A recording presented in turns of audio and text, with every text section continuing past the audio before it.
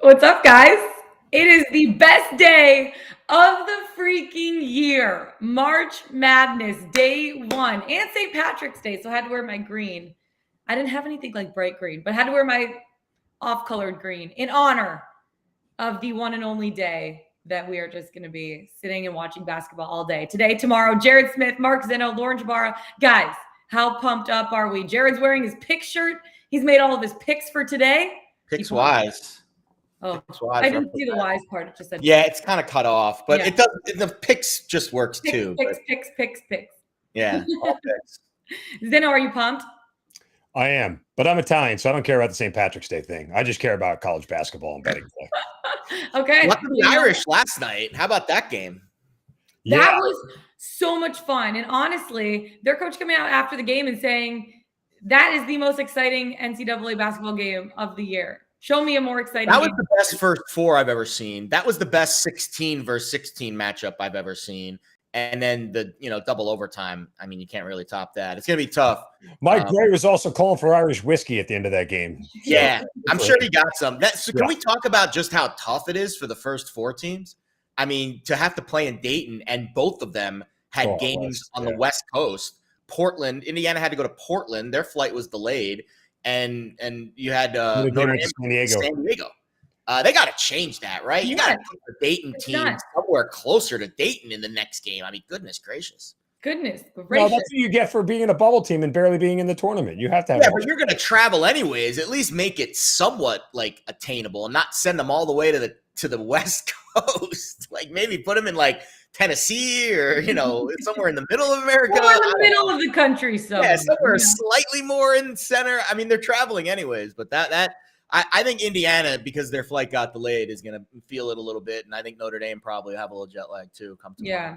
It's going to be interesting to see what happens. Okay, before we get into today, Pickswise giving away $100 each tournament game day to one person who can correctly pick a select set of game spreads, totals, or props. So get all of your picks right. You'll be entered to win. We'll have a new slate of games to pick from every single game day with the chances to win each time. So use the link in the bio, sign up for daily cash prizes. It's that simple, guys. That's simple. We got a lot to talk about today. Conference riders, Final Four futures. We're going to get into who we got in our Final Four. March Madness, first round. We're going to break down most of the games today, and then we can't end without our Pickswise 3-star play of the day. So without further ado, my friends, let's get right into it. Let's bet it. Conference riders. Jared, I'll start with you first because I know we're on the same page with this one. If we could pick one conference for who we believe the champion is going to come from, Barstool Sportsbook has the odds. Who do we think it's going to be? Yeah, I mean, I think the Big 12 makes sense to me. I've got two Big 12 teams in the Final Four, and I've got a Big 12 team cutting down the nets. I know one of my Big 12 teams. I don't know if we're revealing our Final Four right now, so I won't. No, not yet. I won't give away the farm here, but I do think the Big 12 has 2 1 seeds. And you've got the number one defensive team in the country in Texas Tech, and you've got 2 1 seeds in Baylor and Kansas. So I think in terms of odds, that's the best odds because they're not the favorite, first of all, and you've got 2 1 seeds. I know Baylor's kind of a vulnerable one, but they still have the easiest paths, at least, in terms of the seeding to the Final Four. So I think the Big 12 at plus 350 would be my pick for that. I'm not betting it, but if I were to bet it and if I were advising someone to bet it, that would be the pick that I would advise. Just odds-wise, it's the best, too. I'm also not betting it, but if I have one Big 12 team in my Final Four, I don't have them necessarily winning the pool, so that's why I'm not betting it. But if there are odds on this, Kansas, Baylor, number one seeds, Texas Tech, legit chance to make a run. Like you said, Jared, best defense in the country. And they're a major Final Four sleeper, in my opinion. I don't have them in my Final Four, but if I did, maybe I'd be betting this. But Zeno, you're on a different conference. Yeah, I mean, hey, listen, I'm the mouth in the South here, so I'm going to back the SEC. I've got an all SEC. I'm a mouth in the South, too. Well, that's true. We're in the same city. I went tremendous nickname for you, Mark. I love that. Thank you very much. Look, I have 2 SEC teams and 2 Big 12 teams. My Final Four is Kentucky, Texas Tech, Tennessee, and Kansas. And I got an all SEC final between Kentucky and Tennessee. So they've been the most powerful conference all season long. They've been the most consistent conference all season long, despite the Big Ten getting 9 teams in. What a sham that was. Nonetheless, I'm going to go Blue. with the SEC. Yeah, I know one of your teams, Jabbar, is a huge sham. And they're about to get bounced in about 3 hours. Okay, let's not. We'll get into So this in a let's get second. that over with real quickly. But yeah, I mean, so I'm even though the odds are short at 3-1, I don't mind backing the SEC here. Okay, well, since Dino just said his Final Four, Jared, I'll let you come out with yours. I'm kind of worried about mine. I feel like I have too many 1 seeds in my Final Four, and now my palms are sweaty, knees weak, arms are heavy. You know what I mean? Vomit on the sweater already, mom spaghetti. He's nervous, but on the surface, she looks calm and ready. Calm already. I'll be honest. You do not look calm. You were not calm this morning. No. Lauren, I'm like 8 pools. I feel like I spread myself a little thin. And it's one of those just things a little thin with 8 pools. where it's like these pools with all my guy friends, and I just like want to kick their ass. You know what I mean? I get it. I just want to be like that chick to come in and kick their butts, and I'm stressed. Yeah. See, the problem here, Lauren, is that you're showing too much of your hand. Like, dating you now has got to be like you're going to always be right. So because you want to be right. So like I'm not even. Now I tell my friends stay away. Jabbar is going to be yelling at you because she's always right. She wants to be right all the time. I don't want in your pool because you'll rub it in my face. I'm staying out of this conversation. Okay, Jared, give me your Final Four. So right. I'll start with my big upset pick with Texas Tech beating Gonzaga in the Elite Eight. Yeah. So listen, here's how to win your pool 101. Don't pick Gonzaga. If you're in a pool with more than 100 people, likely half of them have Gonzaga in the Final Four. And the way that you win a pool is to do things that other people don't do. From a gambling perspective, that isn't the best approach always. But from a large lottery pool perspective, like most bracket pools are, you have to take some chances. You have to take some risks in order to do what the other... Risk it for the biscuit, if you will. Exactly. And you do that strategy a lot in the gambling world, but I've noticed in the bracket. But I'm like playing it safe here for Chalk City in the bracket. It's like myself. I still have a little time to change things though. Still, I'm marinating. It's Rock Chalk J Barra, not Rock Chalk J Hawk. Rock Chalk J Barra. That's who you are. Rock J Barra. I know in our Pickswise pool that we have going on between us, my name is Raising the Jabara. I gotta fill out the bracket before. You better get in there. I will. I've been delinquent on brackets. I'll get to it right after the show. Yeah. By the way, there is a Pickswise LBI bracket pool. It is with all of us, the three of us, Blaze, Servadidio, Root, and also the behind the scenes people, Justin and Jack. So it's a pretty hefty pool. There's like 8-9 people in it. I did some odds yesterday. So we'll see who has, the best bracket at the end of the rainbow. But so Texas Tech, listen, top adjusted defense in the country. There is usually a team with a really good defense that makes a run. Last year it was UCLA. They came out of the first 4 and they made that insane run of the Final Four. We'll see who it is this year. I think Texas Tech has a chance. They already beat Tennessee. They already beat Kansas, and they beat Baylor twice. So they've got some high-profile wins on their resume. I think they play in the toughest conference in America, and I think they match up okay with Gonzaga because of their defense. I think Kentucky has the best backcourt in the country, especially when they're healthy with Wheeler and Washington. And so I've got them going through the East region. I think Baylor's the weakest 1 seed. So if you're going to pick a non-1 seed in one of your brackets, I would pick the East region to upset that 1 seed because I think Baylor's the weakest of all the ones. And I think, Shibwe is the best player in the country. He's the Wooden Award winner. So Kentucky's got the best backcourt and the best overall player. So I think they're going to be in the Final Four. Arizona in the top right quadrant. To me, this Arizona team is a little young, and I think that scares me because there could be some inconsistencies, but they've got the best athletes top to bottom in the field.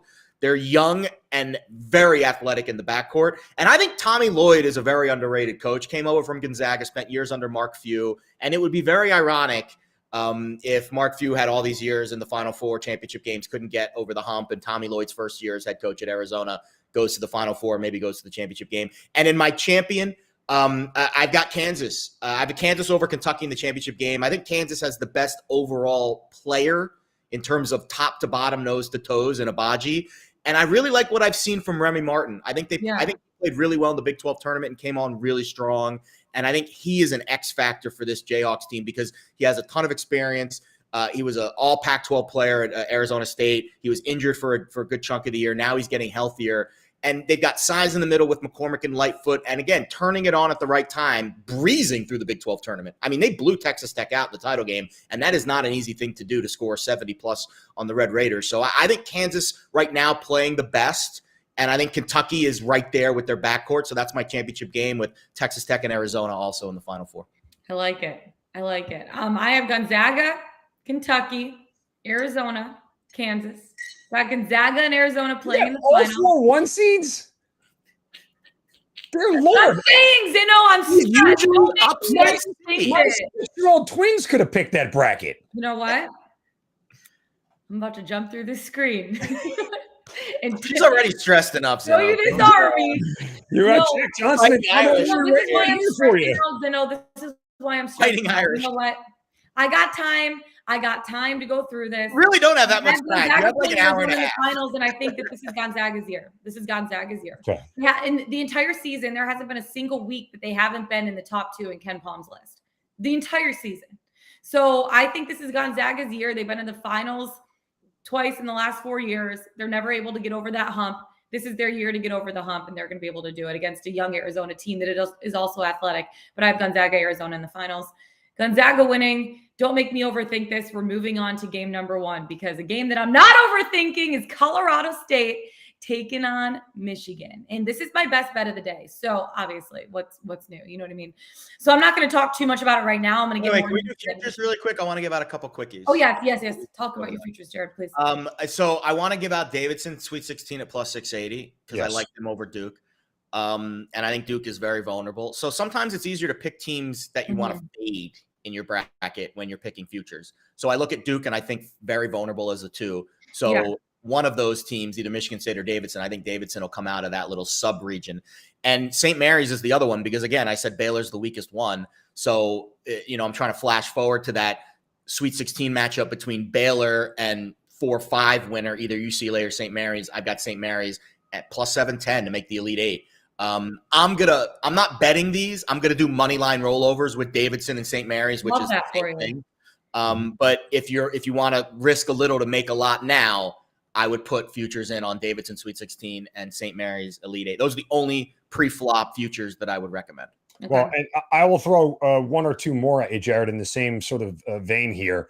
I think Auburn is completely susceptible to losing in the second round to Miami, USC, the winner there, which I have Miami, and I have Miami in the Sweet 16 winning their 2 games. They beat USC, and I think Auburn goes out to either one of those teams in the second round. They're just not going to be good enough on the road against legitimate competition. So Duke and Auburn, I think, are 2 of the most vulnerable 2 seeds. And if you want to try to find a team that's not going to be in the Sweet 16 that a lot of brackets have, I would look to those 7-10 matchups between those 2. And I agree with you.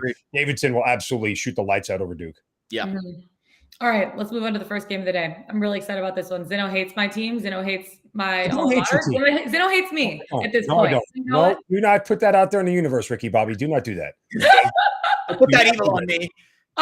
Okay, so I'm only going to talk a little bit about this one just because this is my best bet of the day. I'll get into it a little bit later. Michigan, strange case this year, right? CSU, led by David Roddy, NBA prospect. CSU has one thing, Jared, that Michigan has lacked all year, and that's consistency, right? I thought you said wins. Michigan played one of the hardest schedules in the country, Zeno, and because of that, they've never found a groove. I'll let you guys talk about this game. I'm done with Zeno for now. Jared, that is a valid point. Michigan has a top 30 non-conference strength of schedule. So valid point, point for Jabbar there. Here's the one thing I'll say about these games early. There's a lot of handle that comes in on the first few games. It's probably, I think, especially the first game, which this one is like the most bet game of the entire tournament in the first round, usually, barring some other outside circumstances. Yeah. Everybody's on Michigan. And everyone's on Colorado State. 84% of the handle right now. I did not see that where I'm looking at. Jack said that this morning. I'm looking at FanDuel right now. I'll pull it up, the numbers from yesterday. I'm looking at FanDuel right now, and I'm seeing over 60% of the handle on Michigan. Really? Yes. Let's look at MGM. I'm seeing Michigan as the most bet team with tickets. Now, granted, that is MGM has a big stronghold in Michigan, so these books can be regionalized sometimes. But Michigan is the public side today. That much I'm certain of. The sharp side is Colorado State. That doesn't mean Colorado State's going to win.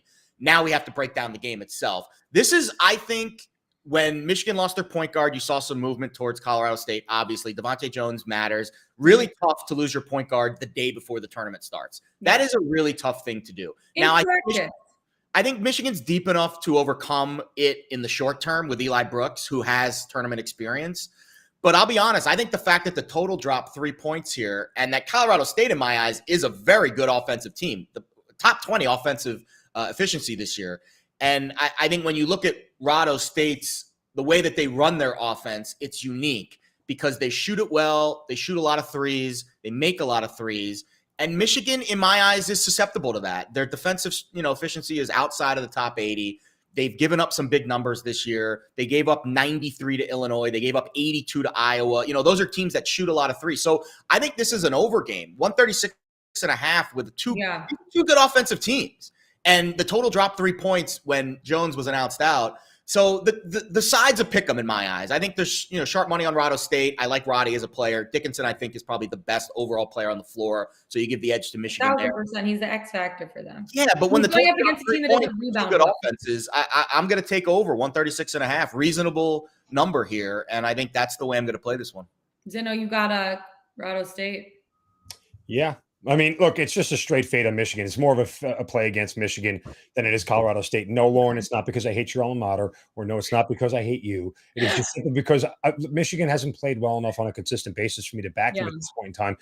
And the crazy part is that, I would have thought that Colorado State was going to be a favorite in this game. Given that, and the fact that Michigan is laying points here to me almost seemed like a gift for Colorado State. The line again obviously has moved, as Jared talked about, with some of the injuries and everything else. It's down to 1. It wouldn't even shock me if this thing got down to a pick 'em by the time it tips off. But nonetheless, I also have a money line parlay on Colorado State, Davidson, and Loyola Chicago because I believe Michigan State, and Ohio State are all getting bounced in the first round. Mm-hmm. Big Ten didn't do well last year. Michigan was the only team that won a game in the tournament basically last year from the Big Ten. So, and look, there's 9 Big Ten teams in this tournament, right? 3 of them are losing on the first day. I mean, if you don't count Indiana as getting an actual win, even though I guess it's a tournament win, but in the round of 64, at least 3 of them are losing. Mm-hmm. So I think those are the 3 most susceptible ones at this point in time. Agree. Indiana may have a little bit of moxie just because the same way they took advantage of Illinois by playing a game before that, they've been playing a lot. So it's rest versus rust in a team like St. Mary's. Although I think St. Mary's is going to pound the hell out of Indiana. They're one of the other teams I think is going to lose in the first round.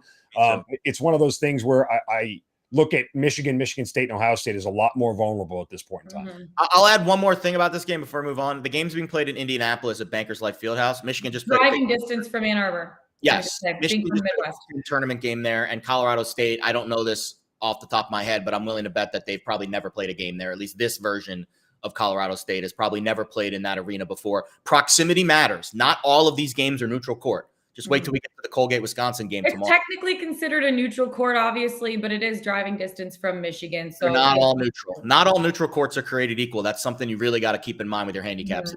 Okay, I'm going to get into that game in a little bit because I obviously have some pushback, but I want to save it for my best bet of the day. So let's get into Marquette taking UNC, number 8, taking on number 9.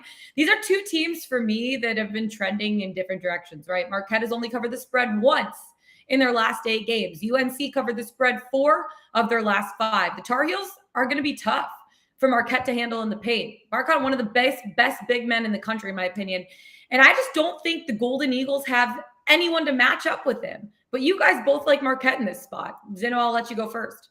And it's as much as I like Marquette, I think they're a very consistent team. Defensively, they're very strong. More of a play against North Carolina. Complete fade. North Carolina's defense is bad. And look, it was evidenced by the way they got beat in the ACC tournament. That was a big red flag to me about them in this game against Marquette. Mm-hmm. They had all this momentum after beating Duke and felt all this sort of, energy and everything else. And to be that flat because their defense is that bad was a huge red flag to me in their first round matchup. And because they came out where they are in an 8-9 line, I knew immediately they were going to get a team that was probably as talented, if not more talented than they are. And as long as defensively Marquette can do what they've been able to do all season long, and that's limit teams into the low 70s, I don't know that North Carolina has the offense to get through Marquette's defense whereas Marquette can get into the mid-70s in this game because North Carolina's defense is so bad. Again, it's more of a fade on North Carolina than anything else. But I looked at North Carolina and Creighton as two teams in the first round that I was immediately fading given the way they played in their conference tournaments. Jared, a little pushback for you. Just how good UNC has been in the paint, though. How does Marquette handle that on the defensive side? Yeah, I mean, UNC has a lot of really good players, but I don't think they all play as one. Mm-hmm. And I think that's what Marquette does better than UNC does. And I think Marquette's got – listen, the numbers aren't great in terms of their record of late, but Shaka's 11-5-1 against the number as a dog this year. They've been favorites in a lot of Big East games because the Big East has been relatively down this year. Yeah. But when they're underdogs and when they're not expected to win, that's, I think, when Shaka shines as a head coach. And that, I think, is the spot we're in today. I don't love that their best player is a freshman playing in his first tournament game. I don't love that their backcourt is not as athletic as Carolina's backcourt, and you can say the same as the front court. But again, I think this is just a spot where everyone's on UNC. And when I say everyone's on UNC, I mean that. And I like fading the public in these early games if the situation calls for it. And I think Marquette catching 3.5 is a decent situation. And there's no proximity issues in this game. It's being played at a legit neutral court. And I think Marquette will be up for this one. Yeah. And Jared, I took them on the money line. I mean, I just saw enough value at plus 136 where, the 3.5 may come into play, but I don't think it will. I think Marquette wins the game outright. I mean, it's to me, I wouldn't mind the 3.5 points, but I don't think I need it, honestly. I don't think UNC is prepared for this. FanDuel has over 80% of the handle on UNC in this game. The one thing that scares me in this spot is just the lack of experience of Marquette being such a young team. But I do agree with you guys in fading UNC in this spot. But I also like I was leaning taking UNC laying 3.5. You guys might have talked me out of it just because of how good of Shaka Smart has been as a head coach for them. So moving on, let's talk about one of the luckiest teams this season, number 4 Providence, taking on number 13 SD State. I kind of like South Dakota State money line in this spot. They're riding a 21-game win streak right now. They have a high-octane offense with a lot of solid shooters. Providence is lucky. That scares me. They've been in close games all year. But I kind of like fading them in this spot. South Dakota State, baby. Give me the Jackrabbits money line at plus 114. I get it. Jared, let me jump in here. Got it, bud. We talked about all the 4 seeds that I thought were really vulnerable, right? I think UCLA is really the only safe 4 seed. I think Illinois, Arkansas, and Providence all have real challenges on their hand in the first round. But I did some more research last night and started to crunch some more numbers. And in reality, I feel like this number should be about 4.5 when you start to look at things comparatively speaking. Now, South Dakota State's defense is awful. It's bad. It's worse than North Carolina's. It is really bad. And a lot of people, and Jared, we've talked about this, and Lauren, you just mentioned it. A lot of people want to use the close games that Providence has been in as a slight against them. I'll flip the script on you and tell you that when this game is down to a possession with under 2 minutes left, you know who's not blinking? That's Providence, because they've done this so many times. This is the moment that they thrive in. And even though it feels like it's against my better judgment, I'm going to swallow the 2 points of Providence here. Trust Ed Cooley and that this team is battle-tested and battle-proven. And the only way that South Dakota wins this thing is that if they get out to such a big lead that Providence can't catch up. I mean big lead, like bigger than 14 points. If we're in the 15, 16 range, Providence may have a hard enough time catching up without completely shutting down a very high-scoring offense. Number 2 in the nation, number 1 in effective field goals, number 1 in three-point shooting. The Jackrabbits are just awesome on the offensive end of the floor. But I'm going to back Providence here based off the experience, based off the fact that they've been battle-tested and been through tight games before on a short number, which is probably shorter than it needs to be against a team that defensively they're markedly better than. Yeah, this number's probably willing to bet it's the shortest 413 number we've ever seen. And everyone's kind of buying into the South Dakota State, drinking the Kool-Aid. And they're a really fun the Jackrabbits Kool-Aid right now. So this is where, honestly, these are the types of games where I'm grateful that I dived in the dumpster all season long and watched a lot of South Dakota State and watched a lot of Summit League ball, because in the Summit League tournament, they just blitzkrieged everyone because nobody plays inside. Everyone's an outside shooting team, and South Dakota State does it better than anyone else. Well, now you're facing a big, hard, battle-tested Big East squad that has been through the ringer and has faced some incredibly tough competition this year and has really come on the right side of it. I mean, they beat Texas Tech.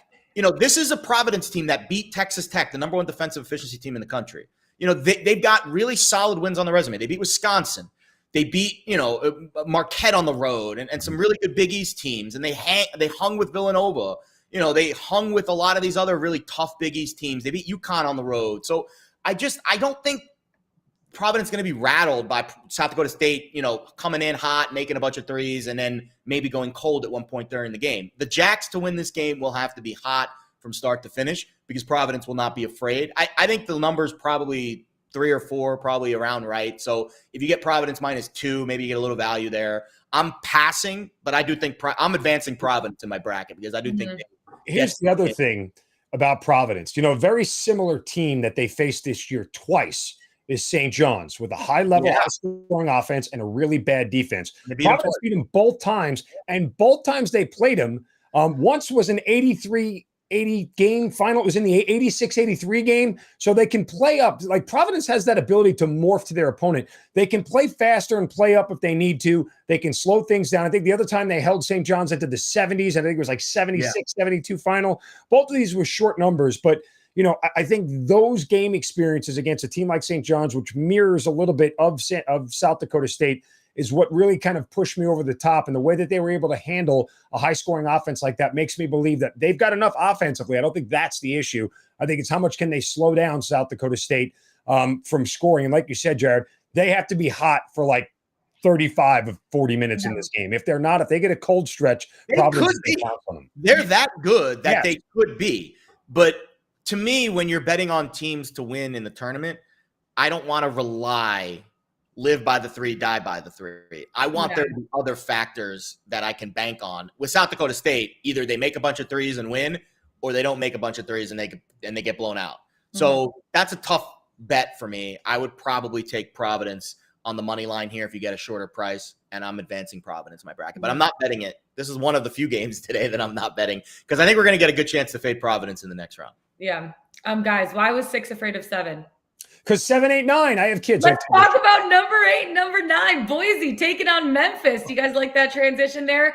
Penny's boys have been playing really well over the last month. The big win over Houston in the regular season finale. They have athletes all over their roster. If they can maintain the recent momentum, I just think this team could win a couple games. I like Memphis in this spot. Jared, how do you feel about it? Lauren.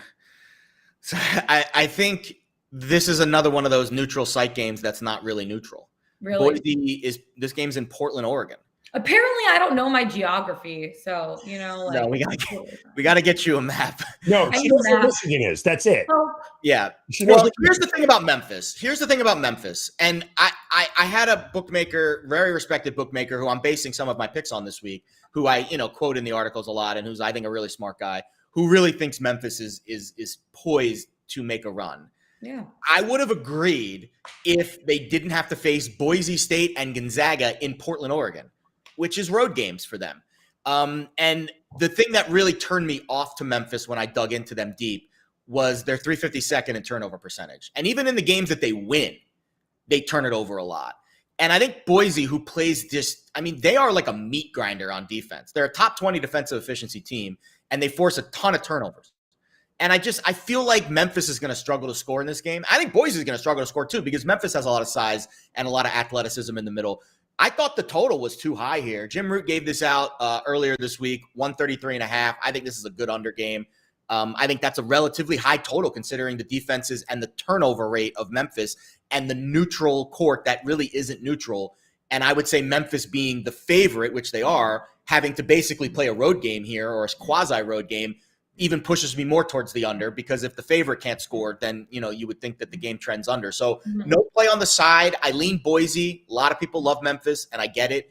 But I think the under is probably the better play for me here. Yeah, I lean on Memphis. Look, they have 2 NBA players on their roster right now. Yeah, very talented. And that's just enough for me to push them over the edge in one of these spots where they'll take over the game, right? Those are the guys in a close game, which I think will be very low scoring, as Jared said, will make the key shots down the stretch. And geography aside, Jared, I really struggled on Memphis and Gonzaga in the second round. I wanted to advance Memphis to beat Gonzaga. I really, really did. And again, it's just those games in Portland, though. It's so hard. I get it, but when you have two NBA players on your roster and they know it, this is where they're saying my draft stock is right here. Right, this is everything I'm playing for right here. I don't have Gonzaga in the Final Four, so I'm all for that upset. Those guys are absolutely going to turn it on. I mean, I advanced Gonzaga, but I have a feeling that Gonzaga is going to get a rude awakening from Memphis in round 2. Let's move on to Iowa taking on Richmond. I freaking hate spiders, and that's why I'm fading them in this spot. Even though the spread is really big, I like Iowa late. That's not the reason why. I'm just doing.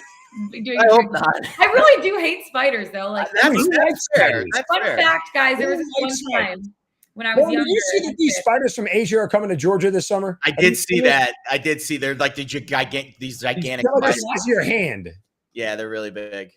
You should look into that, Lauren. That's serious. I don't want to look into that because I don't even want that to. I'm sending you a link. I'm sending you a link right now. I saw it on some article last week, and it freaked me out a little bit. Luckily, I'm indoors most times. But there was this one time as a child, my mom went to Home Depot, bought some plants for my grandma. Just a quick detour on spiders for a second.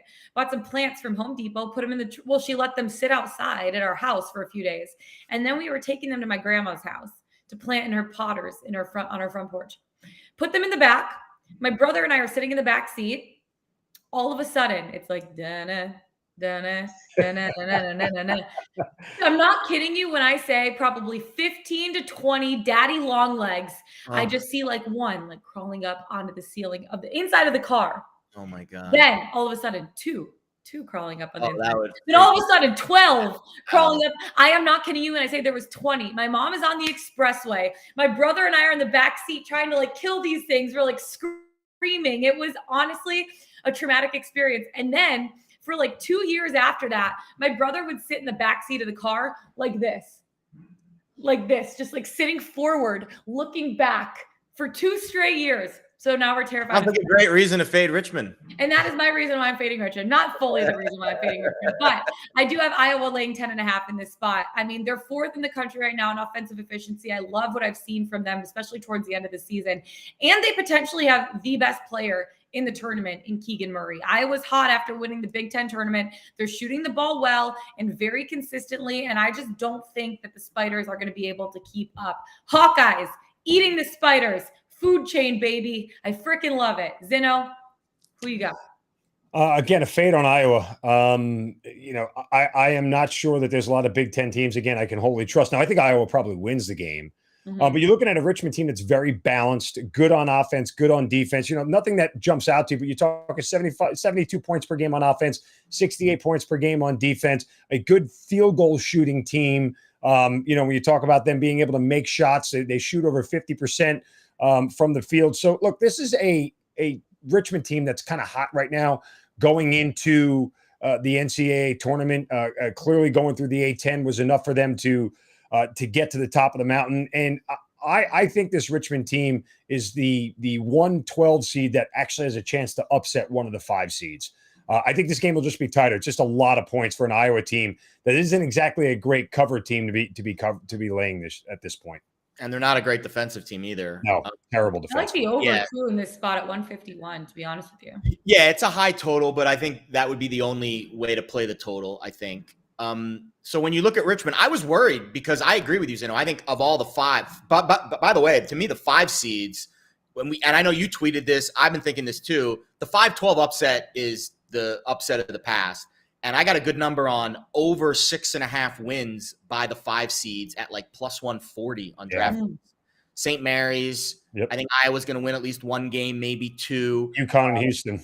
Yeah, Houston and UConn. So you're going against. So March Madness is unique. The NFL season, everyone bets the NFL all year long. College basketball, people jump in March and they don't bet the prior months. So you get a lot of public steam on teams. Yeah. Iowa, coming off of that Big Ten tournament win, is going to be one of those teams. And I was worried that Richmond was going to get a lot of public love because they came off a crazy win over Davidson in the A-10 final. But the matchup here against Iowa kind of negates that. Heavy public handle on Iowa. I think Iowa wins, but I think Richmond keeps this close. Listen, Richmond is experienced. They've got 5 upperclassmen in the starting 5. Jacob Gilliard is a stud point guard. When you're looking at teams to bet on in March, The backcourt matters more than the front court. Gilliard's an absolute rock star. He had 26 in the A-10 final against Davidson. And I think this Richmond team is tougher than they are on paper. They were down, I think, 5 points in like the last minute against Davidson. And that game was over. It was done. And they came back and they won. So I think they're kind of, I don't want to say 9 lives like a cat, maybe 8 lives like a spider. But they are very, very hard to eliminate because of their seniority and their experience backcourt. And I agree. I think 10.5 is too many. And I'll gladly take the Spiders here. All right, Arkansas taking on Vermont. I know the Catamounts are kind of the trendy pick for a 13/4 upset, but I honestly don't think so. And Jared, I know you agree with me in this spot. I just feel like the Hogs are solid. They're battle tested. And yeah, Vermont's played great defense all year, right? But not against SEC competition. I just think the SEC picks up a win here. I kind of like Arkansas laying 5.5. And I know, Jared, you're on my side. Yes, I do. Finally. Bro, Jesus. Well, I think, first of all, you would be agreeing. You're kicking my ass in the standings, so it might not be a good thing.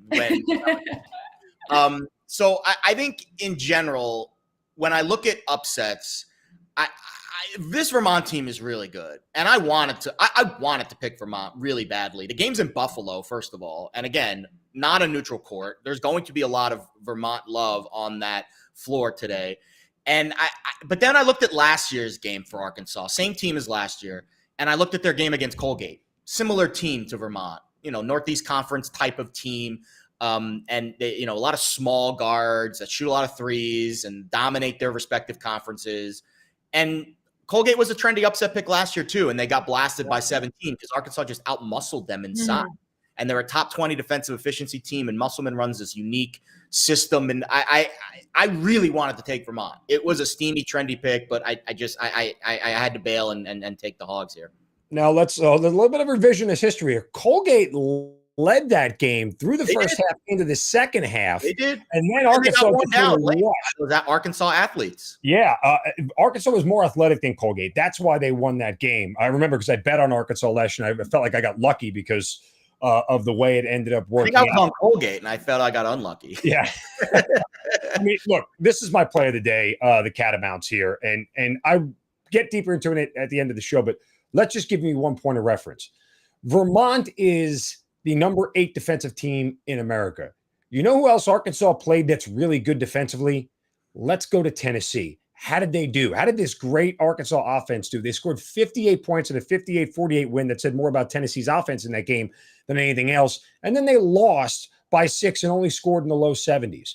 This is where the problem lies for Arkansas. It's the Vermont defense, not to mention the Catamounts are the number 2 team in America in effective field goal percentage. You know where Arkansas is? Number 219. Arkansas is not a good shooting team. They're athletic. They're fast. They can play a different style. They can run if they want to. They can slow it down. But this is just not a team that I want to trust up against this matchup here against the Catamounts. So I'm all in on Vermont +5.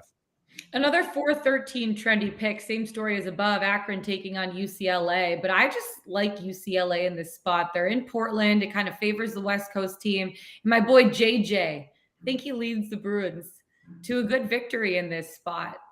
Jared, I know you're passing on this, but you're also kind of leading UCLA too. Well, Akron's one of those trendy underdogs.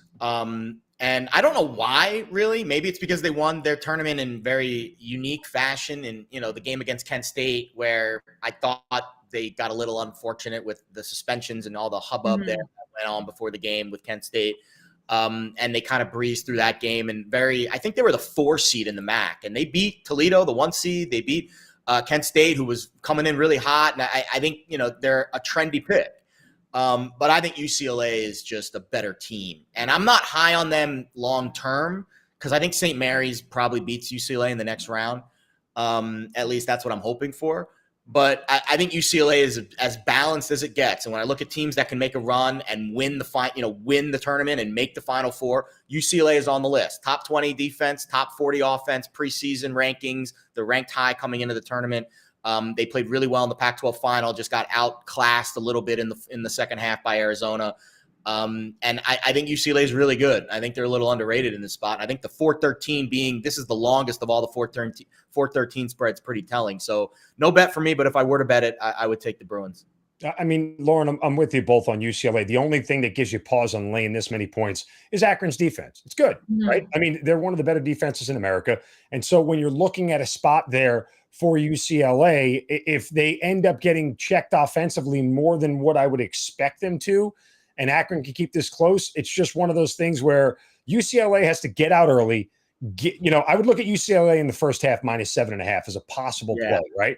Because if they're leading at halftime by double digits, my sense is Akron will have a little bit of push, but it's enough where UCLA pushes back and it never really gets close. It's one of these things where if it's a 1-point game, 2-point, 3-point game at halftime, UCLA may be in trouble altogether with this game. They've got to get out early and take a lead and not let Akron believe they can hang in this game. If they let them hang around, could be trouble. But I believe the Bruins are clearly the better team here. Just a lot of points for me to lay against a defense is tough.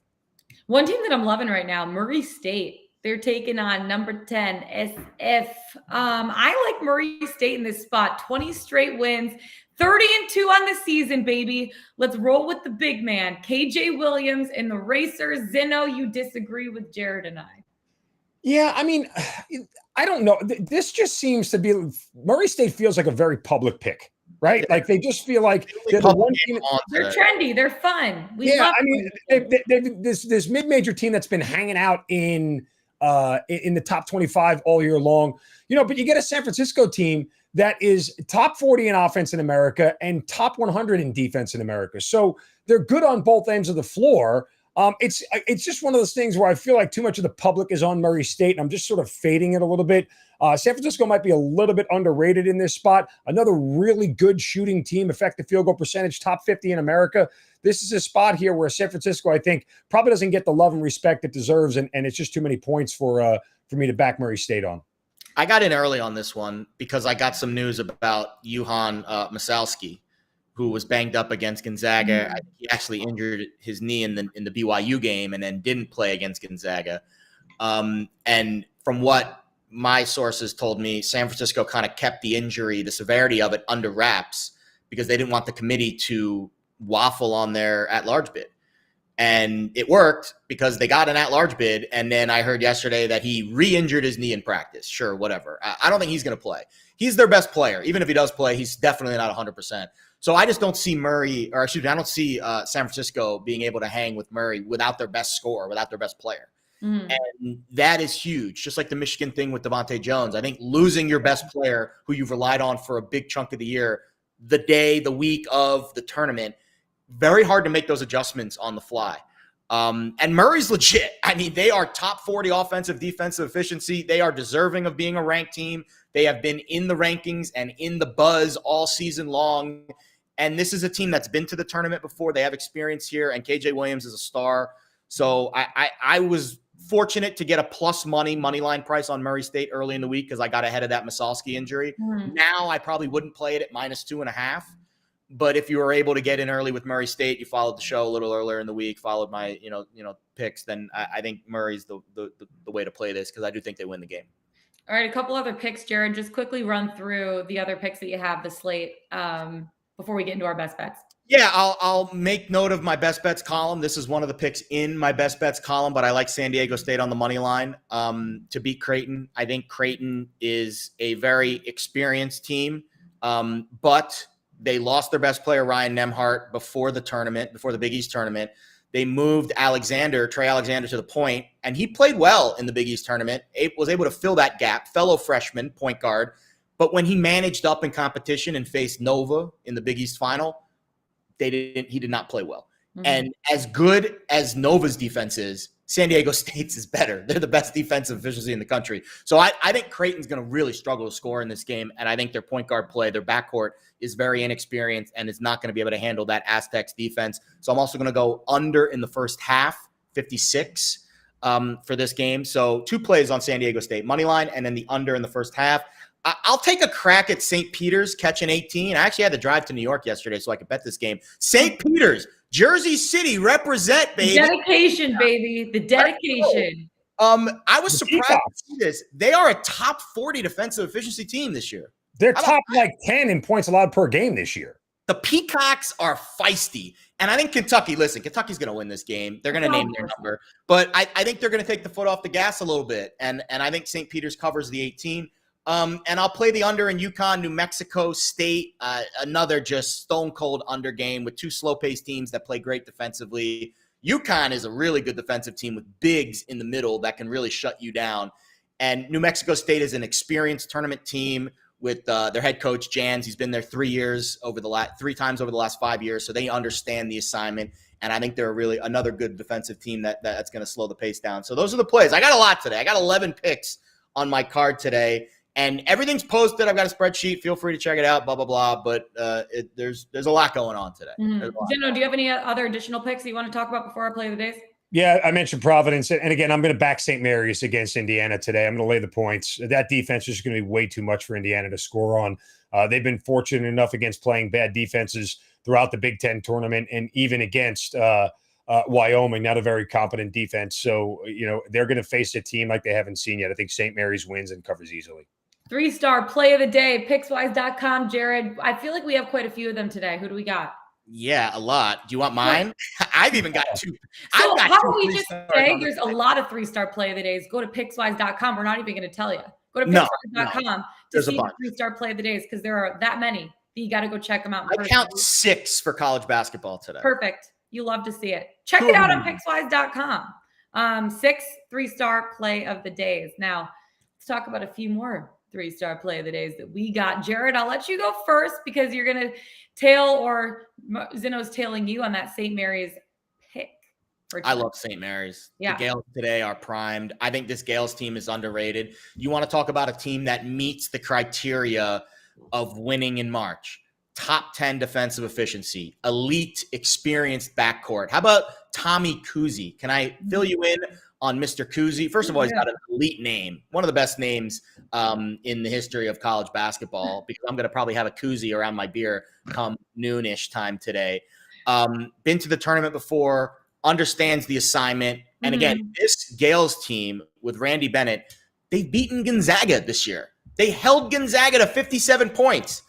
No team in the country has done that this season. Yeah. I think this St. Mary's team is poised to not only win today, but make a nice little run in this tournament. And I think overall, it's really tough for me to, pick against Indiana because of how hot they are. But they played in Dayton on Tuesday. Then they got on a plane and they had to fly to Portland. Their flight was delayed. And by the way, St. Mary's been hanging out on the West Coast all week. So I just think it's a bad spot for Indiana. And tired legs, delayed flights. Now you have to face this really good St. Mary's defense, which is not something that's easy to do, even with fresh legs.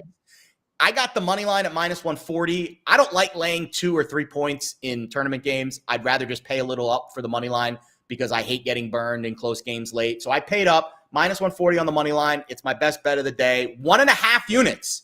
We usually do 1 units on the LBI pods. But I'm graduating to 1.5 units today. That's how much I feel confident in this St. Mary's team. I need to make up some ground because LJ is just kicking your ass in standings. Sorry. It's okay. It happens. Sorry about it. Zeno, Vatek, tell me about it. No, not Vatek. VT in this case is Vermont. The Vermont, yes, just VT, the state abbreviation. But that was a little confusing, though, because there is a Vatek in the field. There is a Vatek. Yeah, correct. Listen, nothing but love here. But let's talk real quick about the Vermont Catamounts, the 13th seed against Arkansas. Everybody's darling in America this year. The team that went on, I think, an 11-1 ATS run at one point. Everybody's darling. Everybody's darling is the Arkansas Razorbacks. Woo Pig and Eric Musselman. Well, the Musselman already complaining about the site of his first-round game in Buffalo. Too close to Vermont. Troops. Too close to Vermont for his own liking. But the Catamounts here, a top 60 offensive team in points scored, a top 10 defensive team in points allowed.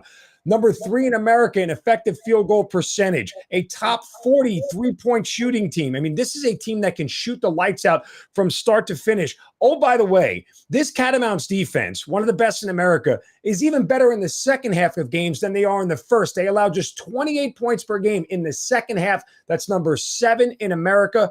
Arkansas is in for a rude awakening after the season that they had and how much love that they got from America. They are going down today. I love Vermont getting 5 points. I would even put a money line sprinkle on them. Let's go Catamounts. You going 1.5, 2 units on this? I'm opening up the LBI pods for multiple unit plays, but you have to make that distinction on the show. I will stick with my unit and not get too much bravado here. Yeah, I'm going to stick with my unit too because it's been working for me. So, guess who I'm on, guys? What a surprise. The victors, valiant hail to the conquering heroes. Let's freaking go Michigan. Okay, I have Michigan laying a point in this spot. They've been a strange case this year. Colorado State, yeah, they're led by David Roddy, NBA prospect. They have had one thing, like I was saying a little bit earlier in the show, that Michigan has lacked all year, and that's consistency. The Rams didn't suffer any major losing streaks or stretches, alternating wins with losses. They took care of business when they needed to. But guess what? Michigan played one of the hardest schedules in the entire country. And I think because of that, they never found a groove. Devontae Jones, I know he took an elbow to the face in practice. He's in concussion protocol now. In practice. Tough break. That's a really tough break the day before. Like, that sucks. That sucks. Yeah, so he's out for the opener. He could be playing in the second round, but the game is in Indiana. That's in the Midwest for people who don't know their geography like me. I need to point it out to some people.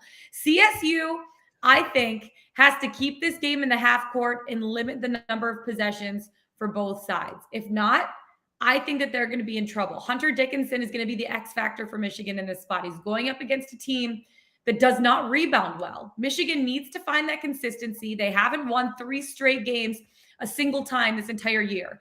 Colorado State, they play slow. They play a half-court heavy game, which I think is good for Michigan and their ability to out-rebound opponents, especially with a guy like Hunter Dickinson. And if CSU falls behind, guys, they're screwed. They don't play at a pace that's good for comebacks. Michigan's coming off of a loss, which in my opinion favors them. They're playing within driving distance of Ann Arbor. If Michigan gets the momentum, Colorado State's not going to be able to come back. I like Michigan laying a point in this spot. Lock it in, baby.